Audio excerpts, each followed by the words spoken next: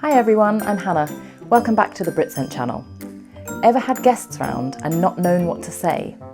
Or are you nervous about having visitors over in the future? Well, I'm here to help. Let's look at some basic phrases, questions and ways of making small talk. Firstly, we should probably invite our guests in. The most common phrase we use to do this is, "Come in, make yourself at home." Of course, we don't mean this literally, it's just a way to be welcoming. But other variations include, "Come in, take a seat." "Come in and sit down." In a British house, there is usually a porch area where we can store shoes, brollies and coats. This is where most people offer to remove their shoes, but as you may know, this is not guaranteed, in which case you might want to ask, "Would you mind taking your shoes off?"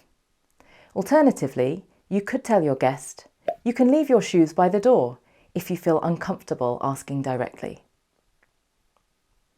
Now the tricky part, making small talk. To be honest, we tend to ask the same polite questions to people visiting our home as we may ask business associates visiting our office. These centre around their journey or the weather. For example, "How was the flight?" or "How was the train?"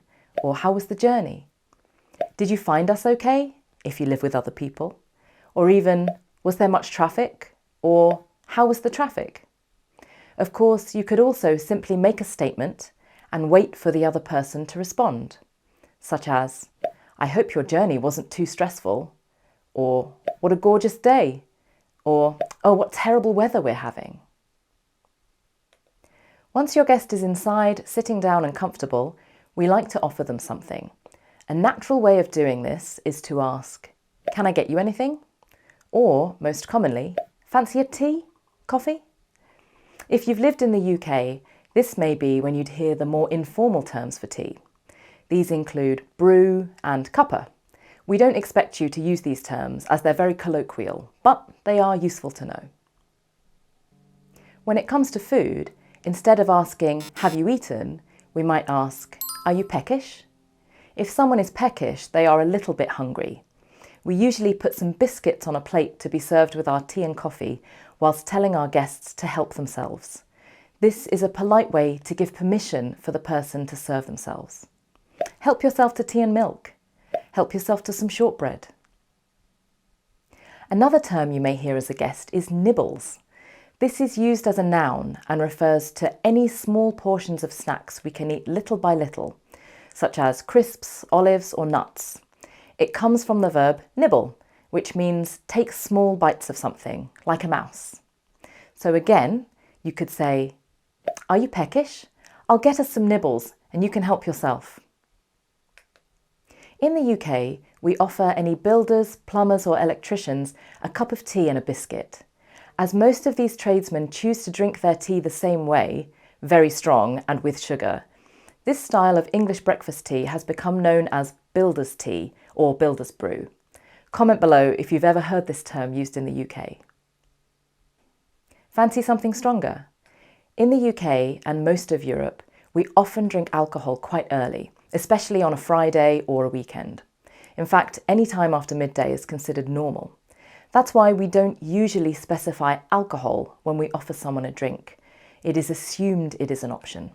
However, if you want to make it clear, say a beer or a glass of wine rather than saying alcohol.